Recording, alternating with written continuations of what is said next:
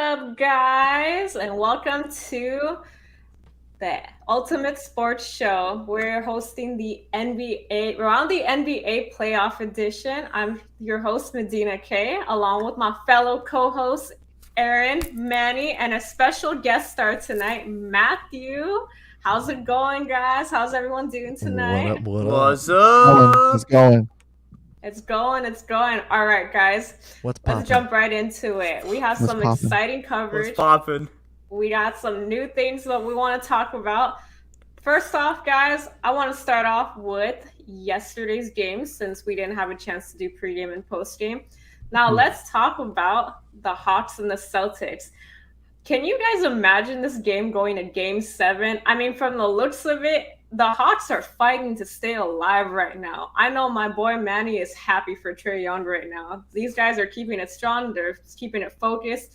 Now, do you guys, what is your opinion on this series right now? Do you guys think this is going to be going up to a game 7, or do you think the Hawks have, or the Boston have what it takes to finish them off next game?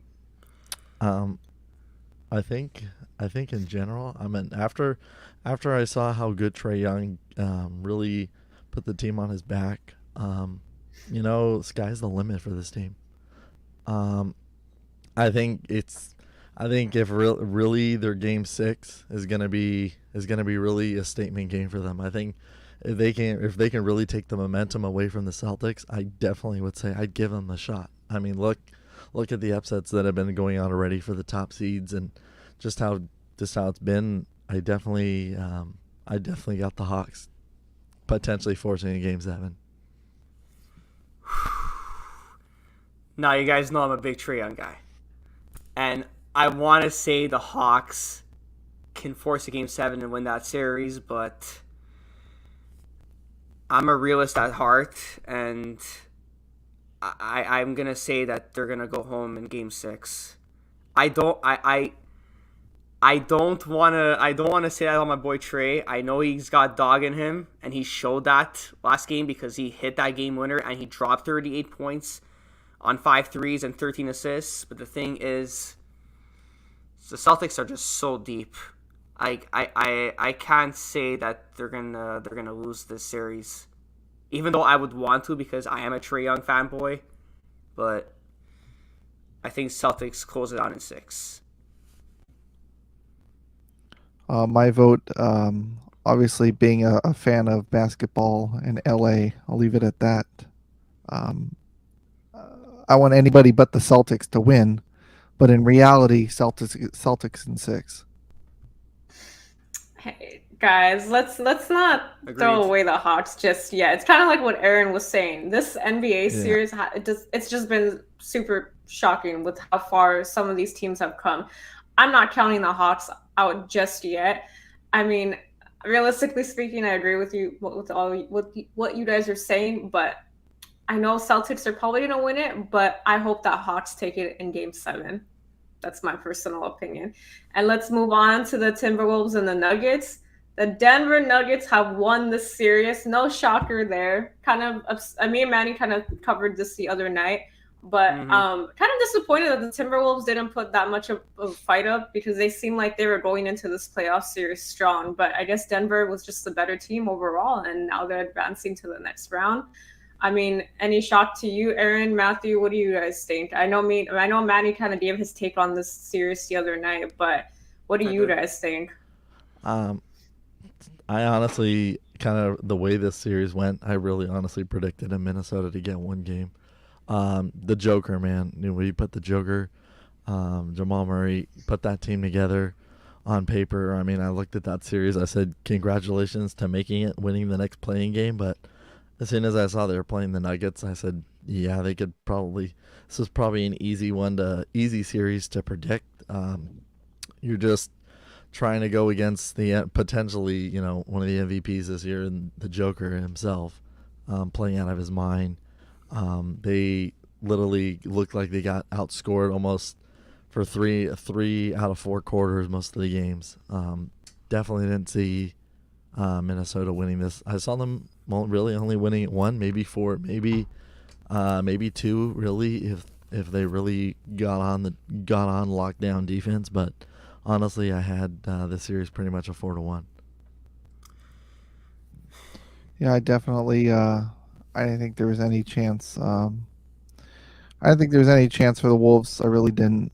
The Joker and Denver were just gonna just take it. I was actually surprised that the Wolves won one game. Figured they're gonna come out. They're gonna win their game at home, and that'll be that.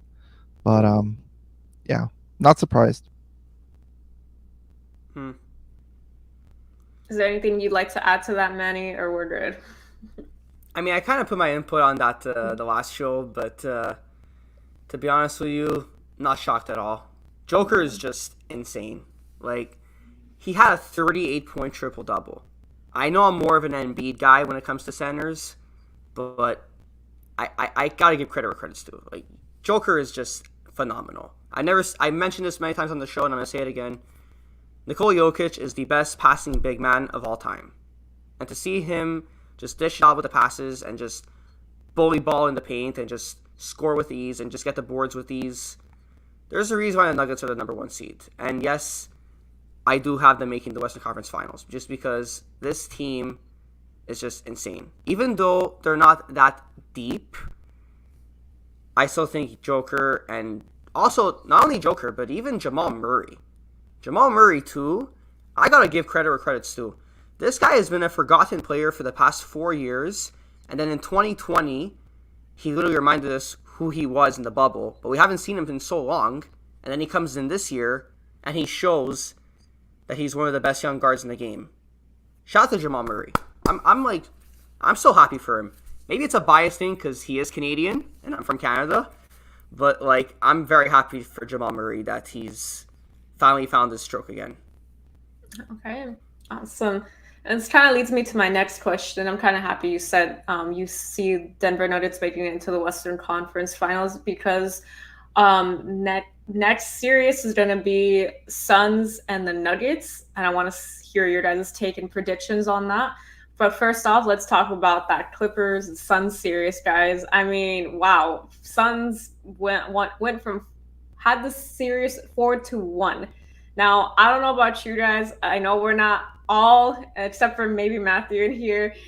I know we're not Clipper fans, but I think we also expected them to put up a little bit more of a fight. I mean, not for this to end in game 5 at least. I saw it going to at least a 6 or 7. I know Paul George wasn't, in the game and all, but they had Kawhi, and he was doing great the first couple of games. I'm not sure what really happened to him after that, but you know what? I'm going to let the Clipper expert take over and talk about that in a moment so he can share his thoughts and opinions on that. But I mean, I'm surprised, but I'm happy for the Suns. I mean, shout out to, Durant, to Devin Jenner, aka Devin Booker. I'm actually really happy that he was able to win this series, and now it's not going up against our guys at least. But I'm happy that if they're gonna win any LA team, it'd be the Clippers. What do you guys think? Well, I will say this as well. With a healthy Paul George and a Kawhi Leonard, I honestly thought this would go 7 games. To be honest, I thought it could go either way in a 7-game series. It looked on paper it would have been extremely competitive, probably extremely high scoring. But obviously, I feel like once obviously the Clippers lost Paul George, that changed the momentum swing already. They lost him during the regular season. The last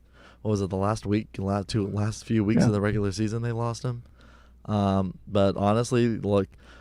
I thought I was gonna see a new potential of Kawhi Leonard come out and really say, "Let's get this thing going, let's go."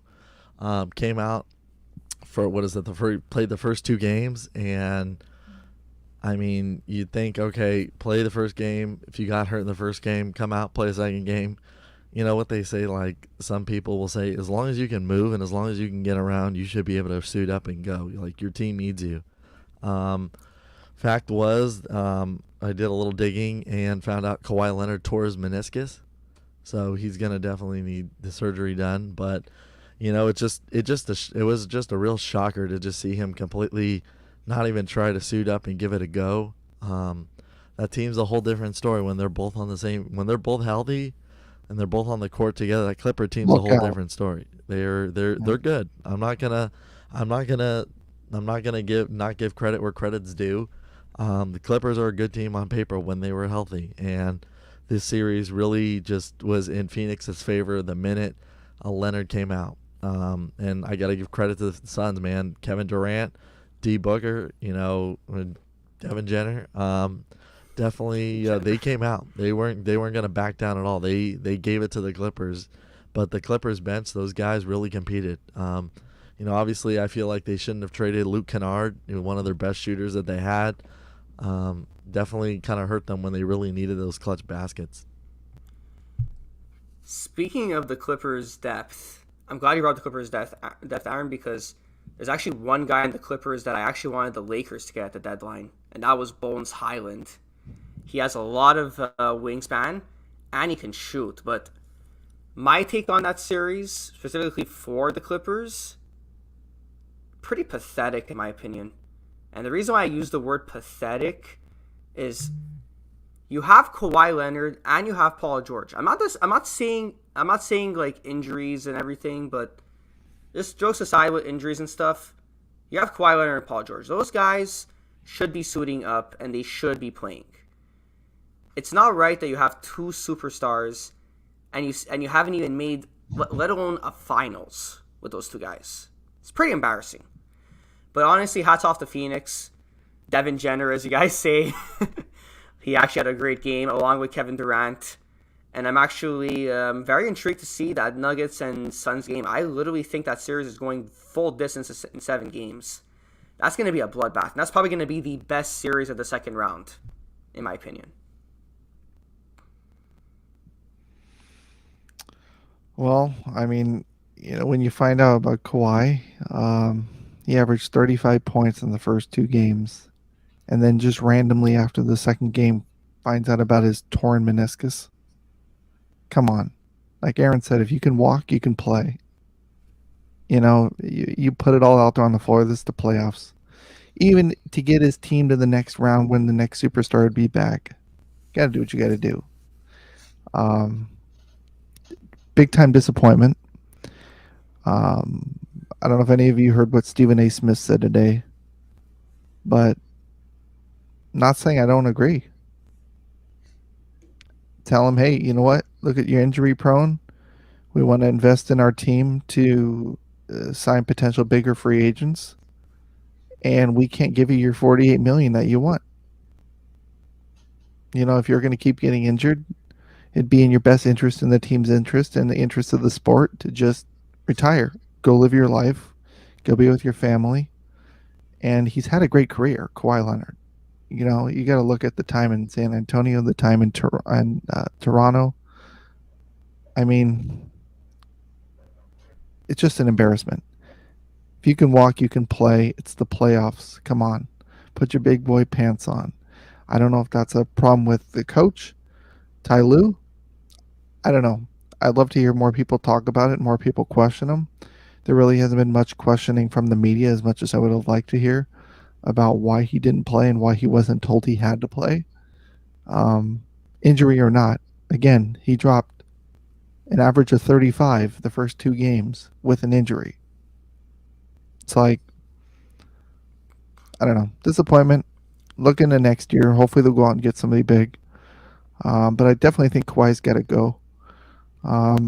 The big person I'll be looking out for next year again is Bones Highland. Like Manny, you mentioned. Nobody really showed up in this last closeout game except for Norman Powell. He looked very good. He doesn't get much of an opportunity, though, especially with a healthy Kawhi and healthy Paul George. Doesn't get a terrible amount of playing time. Average about 38 minutes in the playoffs the first few games. Russell Westbrook, again, you can't complain. Since he left the Lakers, look at the player Westbrook has been. I mean, I think all of us would agree. Completely different player. He actually came out and said that he actually feels like himself. Says he hasn't felt like himself for a very long time. I don't know if that was part of the Lakers organization issue or he just didn't get a chance to play the style of basketball that he wanted to play. And the Clippers literally told him, hey, go out and play the ball. Play basketball how you know how to play it. But I guess, you know what, let's look forward to next year and the rest of these exciting playoffs. But, hats off to Phoenix.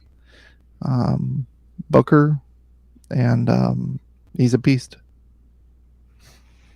Yeah, definitely. Want to give credit to Russell Westbrook because he showed up for the Clippers. He's been playing amazing basketball. I'm happy for him. He looks happy there. He looks like he belongs there, and I hope the Clippers just keep it on. I know we see the Clippers kind of fall out every year in the playoff series. I hope they have a better chance next year. I think a lot of it just has to do, I don't know, in my personal opinion, I feel like players are not what they were back then. There's just so much load management during the season. I feel like these players just get babied, they get spoiled, and then when time comes where they have to actually play hard basketball, like their bodies are just like, whoa, like what do we do? Like we have to play back to back like this over and over. Like there's no load management during the playoffs. So you're bound to get an injury like that. I feel like if your body's not used to that, those hits, the falling on the floor, and just like you're putting your body out there to just get injured every night. So if you're not used to that during the season, I'm not telling you to play during an injury, but I'm telling you, like, if the NBA players could do it back then, I don't understand why they can't do it now. You bring up a good point. Honestly, you bring up a good point. Load management. This wasn't a thing. Rewind 10 years ago. No, it was not. No, not at all. Okay. Honestly, guys, Kobe would hate most of these players today. Kobe would hate the NBA in general with all these soft calls and everything that these players get. I gotta admit though, with the whole soft calls things, the only thing that I've seen that's been different that people have been even mentioning on the broadcast, national TV and the local broadcast, is why is it, you're watching some of these games, for instance, the last few games, even during the Clippers Suns game, is very physical. You're seeing a lot of that physical presence in the games, and you're seeing that actually that the refs are letting them go. Like people are attacking the rim, thinking they're gonna get a foul, but it's like, but the thing that's frustrating and mind-boggling now is, like, I get it. Playoffs are a different level. Playoffs, minutes are out the door. Like, who cares if you're gonna play 40 something over 40 minutes a game for your playoffs, your whole series, you're gonna do that. But it's like, if you're gonna be consistent about letting these guys play and attack the basket and not call these little push fouls in the playoffs, but you're going to call it in the regular season the same exact plays, you need to keep it fair game here. You should that's where, you see a lot of people saying the NBA is soft. A lot of things are soft as they used to be, as it was 10 years ago, where, if you're going to do this in the playoffs, it's got to be consistent everywhere. Well, let me tell you this, Aaron, and you'll agree with me. You're a big baseball person like I am. Look at what the baseball does during the postseason. The strike zone gets smaller. They add in extra umpires to cover spots that they normally wouldn't see. Well, why sit there and change the way you officiate just because it's the playoffs? Exactly. You should have a fair advantage all year round. If a call gets called in the first few weeks of the year and the last few weeks of the year, it shouldn't be any different. Yeah, 100%. Yeah. So. Yeah. And honestly, that kind of leads me on to our next topic that I want to discuss. But just to give my takeaway on this, I see Suns in Denver going to Game 7, but I actually do see the Suns winning it all, winning that round. Yeah, I don't know about you guys, but I don't know. I feel like they have a solid team this year. I mean, so does Denver. That's why I feel like they're gonna go to Game 7. Hopefully, there's no injuries. Hopefully, it's a fair game. But now, since we're on the topic of soft calls, I think this is why this has to be my favorite series so far. And no, it's actually not the Lakers series, believe it or not. The Kings and the Warriors, man, like their game is just so much fun to watch, not just because it's just shooting after shooting, but it's like I know of course they still get foul calls, but the refs just let them play. They just let them play basketball, and it's just like it keeps the game going. It's flowing. It's like, okay, we don't have to sit there for 10 minutes every 2 minutes watching a call being reviewed over and over again to see if this person got a foul or not. It's just the NBA is much more exciting to watch it like this. And I don't know, like obviously call the fouls when it's necessary, but don't call it for like flops. I'm sorry. Like I even heard one of the commentators today during a Laker game say, "What do you expect? You don't flop. Don't keep flopping to get these calls. Like get back up and go play your basketball. Go back on defense. Like stop thinking like you're gonna win this game by falling on the floor unnecessarily the whole time." Mm-hmm. That is just my personal take on it. Since I am talking about the Kings and the Warriors now, I mean, feel free to comment on anything else that we discussed here tonight. I love the series. It's exciting. It's fun to see these two teams going at it at each other. Shout out to the Warriors for finally winning their first road game during the playoffs. I still think that Kings are going to win the next game. They're going to be going to game 7, but I'd like to see the Kings win it all, but I think Warriors are going to take it in game 7. What do you guys think? I got Warriors in 7 too. I mean, sorry when I know De'Aaron Fox has been playing out of his mind. Sabonis has been just gobbling every rebound he possibly can. Sorry, Klay Thompson, Steph Curry. Put those guys in any game 7 situation, and I'm still gonna cheer for those guys. I think it's a great. Obviously, not. Shout out to the Bay Area, like in general, just the northern part of California here, getting the Sacramento Kings back in the playoffs. A lot of people it's a great series. First of all, number one, this has been one of the most exciting series. Medina, I gotta agree, as well. It's been a very long time. We've mentioned this before in some of the other shows. It's been a long time since we've seen the Kings make it anywhere near the playoffs or even have more than 30 wins for the year. So it's been definitely a great time seeing this series play out. But honestly, I think the only thing that I think just the Warriors have the advantage. I think Warriors have the advantage because they've been through this before, and I think that's where the Kings. I don't think the Kings win. I think the Kings make it again to the playoffs next year. But I think this is I think this is their learning time right now. Also, shout out to Mike Brown, Coach of the Year, well deserved as well. Mm-hmm. But I definitely think this is their learning experience. I think this is for them, for their young core to just say, great, this is our taste of it. But I think the Warriors are still going to say, look, this is your taste, but we own this time. This is money time for us. So I got the Warriors in 7 games without a doubt. My initial prediction was Warriors in 6. I'm thinking Warriors in 6. I'm not betting against the Splash Bros. Klay Thompson, Steph Curry, and even Draymond Green. I'm still not betting against those guys. Steph Curry, he did not have the best shooting game tonight, but the thing is, he still had 31 points. And Klay Thompson still had 5 threes. I'm not betting against the Golden State Warriors. I know they have not been the best on the road, but they proved it tonight that they can win on the road. And now, they're going back to the Chase Center in San Francisco. So now we know they're going to take it. I'm predicting that they're going to take it in 6. And I still think the NBA is going to rig it to have Lakers and Warriors in the second round. Who doesn't want to see Steph and LeBron battle out again? We know the NBA is going to rig it for Lakers and Warriors. And I'm calling it, whoever wins that series, right now, you're hearing it first from me, Matty. One of those two teams is going to the NBA Finals. Whoever wins that series is going to the Finals. That's a bold take. Mm-hmm. I knew I'd talk you with something, guys. I'm gonna say Kings in 7. I don't know. I just think the Warriors are the Warriors. The Warriors think they've got this locked up, and I think they're gonna go back to the Chase Center, get too cocky, and they're gonna return back to Sacramento for Game 7. And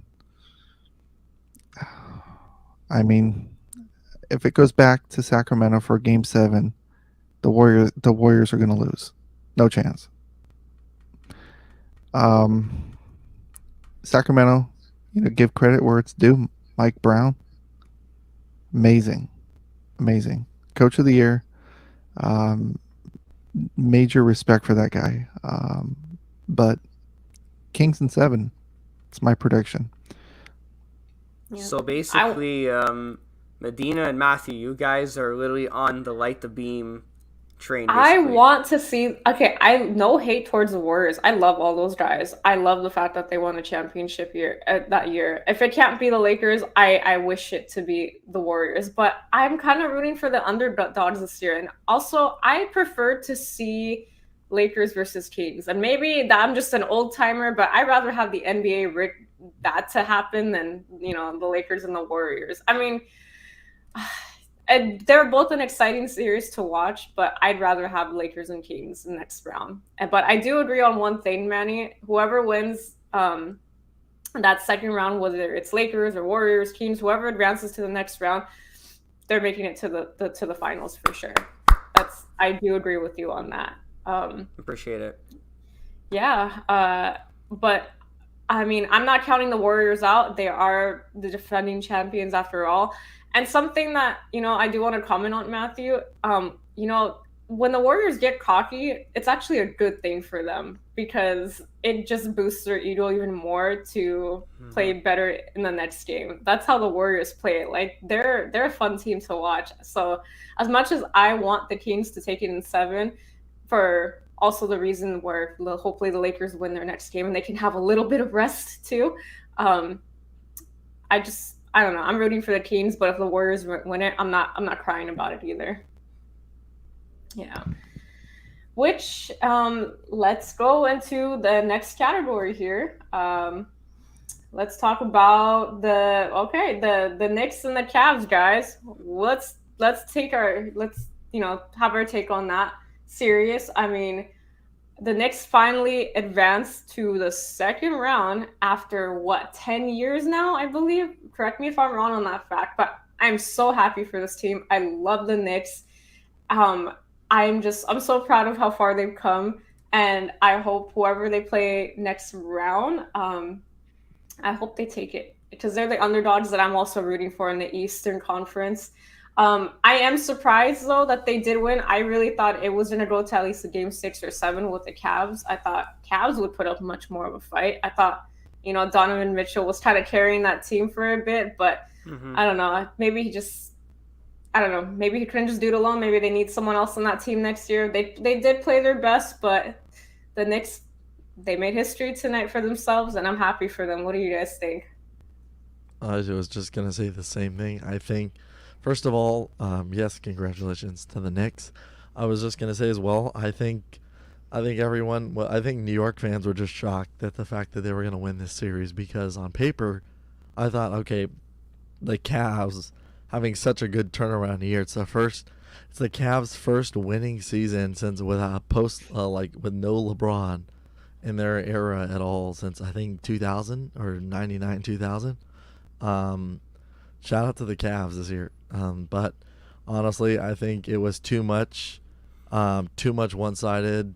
I'm gonna try and do everything I can as Donovan Mitchell, and I'm gonna try and will this team to victory. Put them all on my back. We've said this many times before on our broadcast. It's not about one guy. It's about all 5 guys in your lineup. It's a whole team effort here. Everybody has to contribute. Evan Mobley, Jared Allen, they all have, Garland. Everybody has to contribute on that team. If nobody's contributing here and putting up double-digit points consecutively, you're not going to win these series. I was very shocked originally by it, but obviously the Knicks deserved it, man. They really played their butts off. They really look really good. Great to see Derrick Rose back in the playoffs, though. A lot of people, it's been a long time since his Chicago days. It was really good to see him and Thibodeau again back where they belong. Obviously it's a great day if you're a New York Knicks fan. But honestly, I was really surprised to see the Knicks win it. But it's not about how you finish in the regular season. It's about what you do in the playoffs because everything is 0-0. Completely agree. I originally had the Knicks upsetting the Cavs, and I'm glad I was right about that because the Knicks all show fight every time they've been playing. The whole season they've been like that. Julius Randle's been spectacular. RJ Barrett's been spectacular. Mitchell Robinson has been so underrated. He's probably been one of the most underrated centers in the game right now. The guy had 18 rebounds tonight. That's incredible. And also shout out to Randall and to Josh Hart, two former Lakers. They found their home in New York. Josh Hart obviously got traded from Portland, but he's been looking really good. I think tonight he didn't have the best shooting night, but he's actually been getting like 15 points like every single night on the New York Knicks. He's been doing so well. But obviously shout out to the Cleveland Cavaliers. Even though they got eliminated, that took guts in the offseason to trade for Donovan Mitchell because they needed a star next to Darius Garland. The fact that they got one, mark my words, guys, Cleveland will be back next year and they will at least go to a conference finals, at least. Because Cleveland has dog in them. They can fight. Evan Mobley, like you mentioned, Aaron, Evan Mobley is fantastic. He is one of the best power forwards in basketball already. And he's only going to get better. The guy's like 23 years old. Obviously, a California product from USC, so that's another thing to mention. And Jared Allen, of course, another great guy in their front court as a center. Watch out for Cleveland next season. I think they're going to be really good next season. But obviously, shout out to New York. That franchise has been suffering for so long. Mark my words, they have not made a championship since 1973. And they have not advanced since 2012. And finally doing that. And they're probably going to be facing, they will be facing the Miami Heat. That's going to be a very interesting series. And I think that might be a rematch from the 1990s, you guys. Back when there was Patrick Ewing and Alonzo Mourning. That's going to be really, really something to see, you guys. Second round of the playoffs is going to be insane. Probably even crazier than the first round. I cannot wait. I had Knicks going over Cleveland anyhow. Just because I wanted to see the upset. I wanted to see the Knicks get back to the playoffs. It's been a long time. And give credit where it's due. Give credit to the Knicks. They played an all-out series, balls to the wall. And let's see them. I want to see how. I'm very anxious to see the matchup with the Heat. To see how that portrays out. It's definitely going to be an exciting series to watch. All right, like I said, guys, I'm going for the underdogs this year, so I hope by some miracle the Knicks win against the Heat. No hate to them. But with that being said, let me transition to the next topic here. Heat and the Bucks, guys. This is a crazy playoff series, like Manny said. This first round was something. I can't even imagine what the second round is going to be like. I hope there's no sweeps. Personally, in my opinion, though, realistically speaking here, I feel like the Heats are going to win it in 5 against the Knicks, but you never know. This whole series has come as a shock to everyone.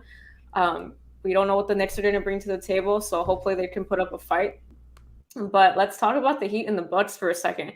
The Heat are the first NBA team that came from the play-in tournament and won their first playoff series. So shout out to them, incredible. And from being the number 8 seed, they beat the number 1 seed in the Eastern Conference, side of things. How incredible is that? I mean, I didn't think the Heat had what it takes to beat the Bucks, but you know what? They did. The Bucks put up a good fight with and without Giannis. They tried their best. I have no hate for that team.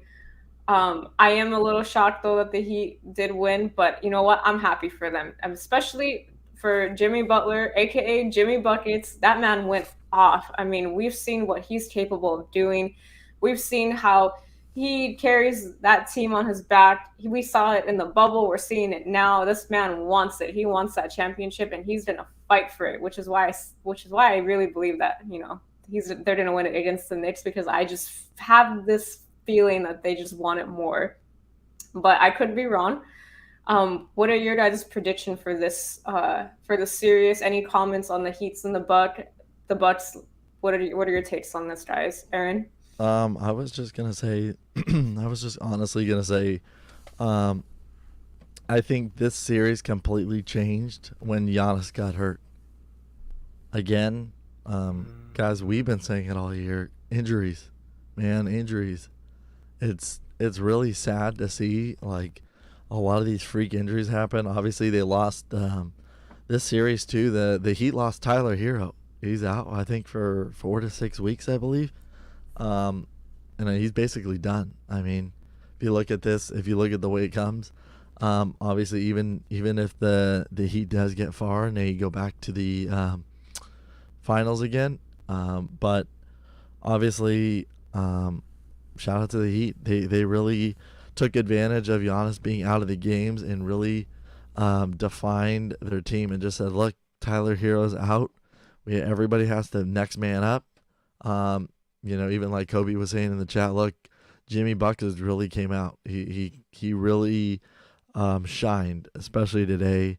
Look, he scored 42 today, and he literally took care of this Milwaukee team in overtime, and he was going to do whatever it took to win this game today. I got to give credit where credit's due. They really earned it. Obviously I wish the Heat nothing but the best of luck this year. And, it's interesting to see where Milwaukee goes from here because, where do you start? And, obviously injuries really played a toll on them as well. First of all, I got to shout my man, Jimmy Butler. Like, this guy has been a dog ever since the Chicago days. And people like to forget when Jimmy Butler is in the playoffs, he is like so much better than he's in the regular season. He just, like you said, Medina, when he comes in the playoffs, he just wants it. And we saw that in the bubble. When he came in the finals against the Lakers, he literally dropped a 40-point triple-double in Game 5. And he's been dropping like 40, 50-point bombs every single night. It's crazy. Like, he literally carried them to the overtime. He tied the game for them. They went to overtime, and then they won in overtime. And they actually pulled that upset. I still can't believe Miami, as an 8th seed, eliminated the Milwaukee Bucks. I had originally had the Milwaukee Bucks winning the NBA championship. That was like my initial prediction for the season. But it's like what you said, Aaron, that the series changed when Giannis got hurt. They were literally going to win the series, Milwaukee. Like, I think they were up like 2-0, like 1-0. And then they ended up, it's crazy. I just can't believe it. But also, Bam Adebayo, too, had a great game. I know he fouled out, but he had a 20-point triple-double, looking like Jokic out there.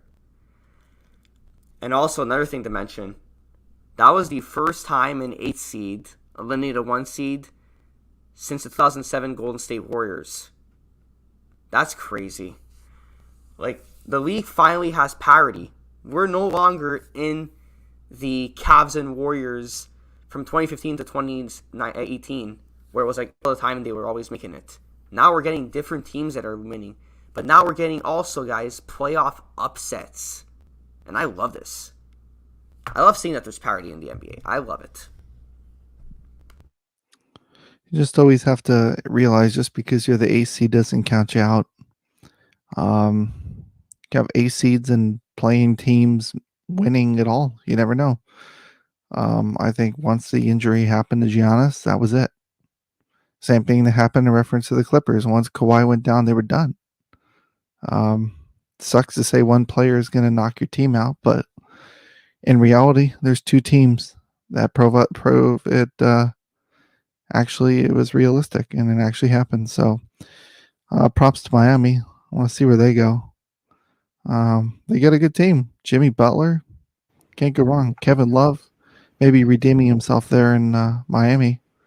But those 2, let's see where they go. Let's see what happens. Great take, guys. I love it. I love it. Now we just got one more series to talk about. Saving the best for last, of course. Probably not the best game of tonight, but the Lakers and the Grizzlies. What a Let's game talk about that LeBron was. James. LeBron James at 15 points. What they came out and said is LeBron. When your team is not in the playoffs anymore, you forfeit the right to talk smack about any other player. Yeah, you're sitting at home, bro. I just need to say that. You know when they say Cancun looks really nice at the beach? Hey, my team's in Cancun. We have plenty of time to talk. Yeah, you guys have plenty of time every year. You guys get that relaxing vacation as much as you guys need it. You guys are like Montreal Canadiens fans. Every year is the year for you. They don't know what June looks like. Okay, I'm sorry. Can I give credit where credit's due? Yes. Okay. Anthony Davis tonight, 19 rebounds, 31 points, Can't complain about that. You can't Okay, complain. Matthew. I'll Okay. stop picking on you now. You complimented my mans. Right. Jared Vanderbilt, where are you? 7 points, really? 17 minutes. I mean, 7 points. 3 assists. LeBron James, 15 points. I think that's why they lost. I mean, I think he even came out and said, the Lakers lost. The game was over. I wrecked the game. I ruined the game. Yeah. I think he's tired. Seems like it. He didn't play as much as he has been playing. 36 minutes for LeBron. 10 rebounds, 5 assists, 1 block, 1 steal, 5 turnovers. That's the key number, 5 turnovers. I've been watching a lot of basketball. I support the NBA. Turnovers kill you. And I see Aaron's eyes rolling, but, I'm not going to say I'm not going to watch a Laker game. I'm not. I'm in a house with a few other people that like the Lakers. But turnovers, any team, kill you. I know there's been a lot of turnovers for the Lakers as of recent. Their defense hasn't been all perfect lately. But, you know what, Anthony Davis, if he had a bad game, I think the Lakers would have gotten beat worse than they did. I mean, it's no coincidence that as soon as you sit the best man down, that's when your team starts to fall apart in the second half, just saying. But yeah, the Lakers, that entire game, it was really disappointing, guys. I feel like our guys can play much better basketball than that. I don't know if they just got cocky tonight. They had it in their heads that they were going to win, but Memphis came out tonight. They were ready for them. And if Lakers thought that they weren't prepared to take them on and force us to go to a game 6, they were completely wrong tonight. I mean, I'm not sure what was going on with that team. I mean, I have no complaints about AD. I mean, defensively, offensively, he played great tonight. He was aggressive. He was on top of it, taking the ball to the rim. I loved it. Rebounding. His presence made a difference in the game, and you could see it the moment he'd sit down. Like, our team just completely collapsed without him tonight. It was disappointing to see. There was 13 turnovers in total. 5 of them did come from LeBron, but 10 of those turnovers came in the first half, guys, and that's where it just messed up the Lakers. And it was just hard for them to redeem themselves after that. And it's not acceptable. Having 10 turnovers in the first half of the game, not acceptable. I mean, that is where we lose our momentum. That is where we're struggling and we're playing catch up the rest of the game. And it's just not the way that we're going to win this series. We do not want this to go to a game 7. We want to make sure we win this game on Friday, and hopefully being at home and the Lakers having that loss tonight. I mean, I saw it in LeBron and AD's face tonight. And when we see that look on their face, they come beasting at the next game. So I have no doubt Lakers are taking this in 6. I know I said 5 originally, but you know what? Even the best players can be wrong sometimes, even then. But I just want to comment on that and just saying that, you know, the Lakers just need to show up with more heart. They need to stop with these sloppy plays. And for the love of God, I know you guys are all going to agree with me on this. Stop shooting 3-pointers. We are not Steph. We're not Clay. We are not the Warriors. And that's something that I'm not disappointed with LeBron's points and his rebounds and his steals tonight. I'm disappointed with the shots that he took. And a lot of people want to argue saying, yeah, well, he's getting bullied in the paint. Okay, if he's getting bullied in the paint, then pass it to AD because AD can go to the rim tonight. AD is on fire tonight. Pass it to someone that can drive it, that can take the hits, that can shoot the free throws. If you can't do it yourself, don't settle for 3-pointers. I'm sorry, but there's still a lot of time left in that game in the fourth quarter to make a comeback. And for some reason, we just thought we could turn into Splash Bros 2.0. And we're not that team. We do not win with 3-pointers. We do not win championships with 3-pointers. We win it by playing defense, like we always say in every show, guys. And we win it by taking the ball inside the paint. Now, I know you guys have a lot to add on to that, so feel free to take it away. I will go first. Go for it. Well, technically second because Matthew beat us all, so good job. Honestly, to be honest, when I saw the momentum kind of changing around, and you could tell, I mean, obviously you could tell Their fan, I mean, they were just as loud as us. That fan base is rocking. Kind of reminds me of how Warriors fans are as well, where that building just erupts when they start scoring.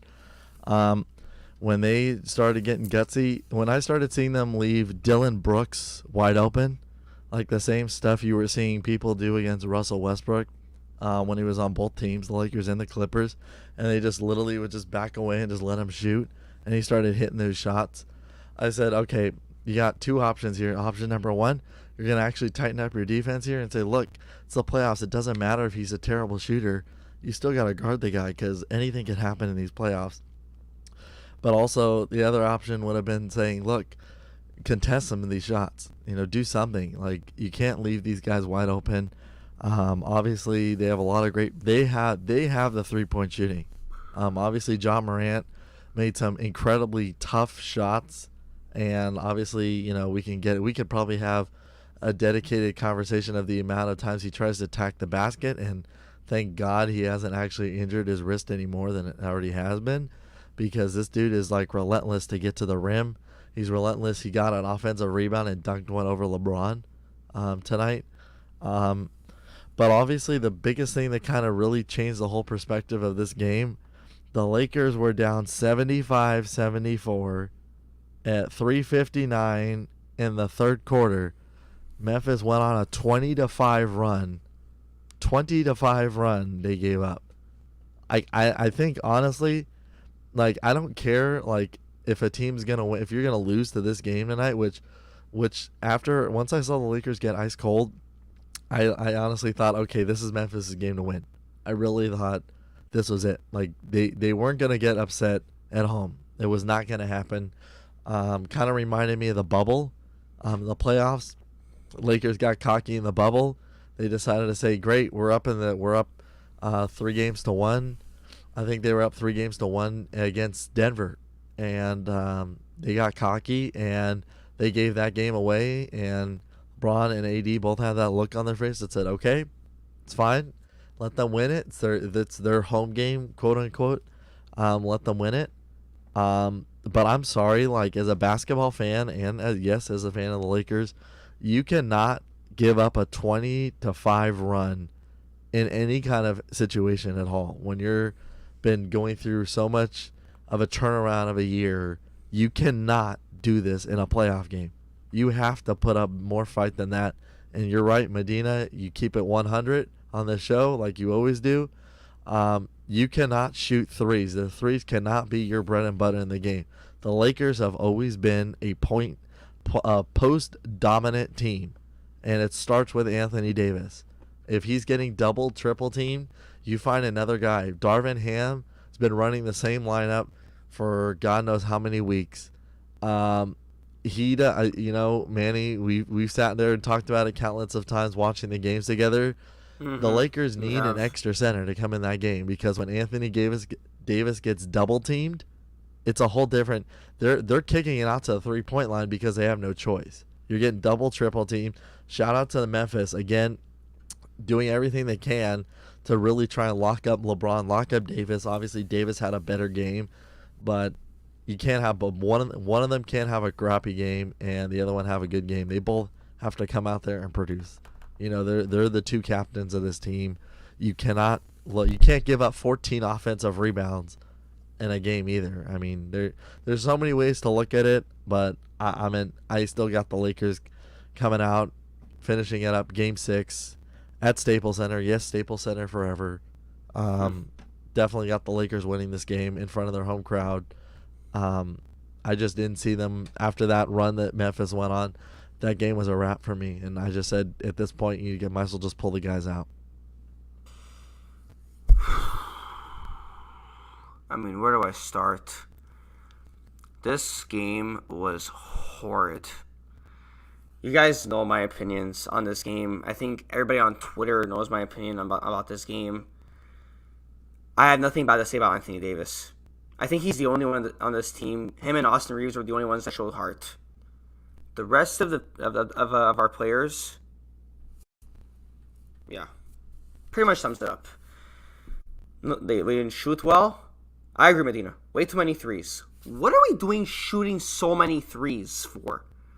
All of a sudden, we think we're the Golden State Warriors. We think that we're the, I don't know, the Houston Rockets from like 2018. Like, come on. We're a driving team. We're not a shooting team. Like, this is ridiculous. We built our squad to be more like the early 2000s. Just drive in the paint and score. Like, I don't know if it's Darvin Ham telling them to shoot all these threes, or if it's just the player's big ego that's just saying, let's just shoot all those shots. And Aaron, you're spot on. Why are our big men still riding the bench? Mo Bamba, we made a trade for Mo Bamba because we needed center depth from the Orlando Magic. But no, Darvin Ham's like, sit down. You're not coming in. We have to take advantage. Grizzlies are without Steven Adams and Brandon Clark. Why are we not having our big men playing? This is so ridiculous. And by the way, I know a lot of Laker fans, and I mean a mass majority of them disagree with me on this, but I don't care. I'm going to defend my man to the grave. I'm going to defend my man Frank Vogel to the grave. He should have never, ever, ever got fired. Because if you give Frank Vogel a roster like this, there is no way in hell that this team looks like the way they do. Frank Vogel with this roster, we would have probably swept Memphis. There's no way we would have dropped game 2. We would have swept them, and we would have already been in the second round. Frank Vogel, you can say a lot about him, but he was able to utilize Anthony Davis and JaVale McGee together. He was able to utilize Anthony Davis and Dwight Howard together in the bubble. But nah, let's use him as a scapegoat, and let's let Darvin Ham coach us. This guy is not with his stupid 3-guard lineup. And I know I'm hating on Darvin Ham, but I don't care. It's been all season long that Darvin Ham has been angering me like crazy. And I gave him a pass for all season long. Now, this game, I'm on your head, Darvin Ham. If I'm Genie Bus, you gotta go.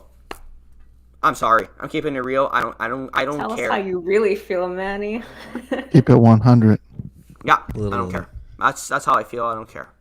They also got Tristan Thompson too. I've been saying that since he got signed. Another guy, Tristan Thompson. Glad you brought that up, Aaron. Thank you. They have him. I mean, he might as well be at this point. He might as well be the new J.R. Smith, literally Lakers cheerleader on the bench. Guy that's literally been signed on the last week of the year.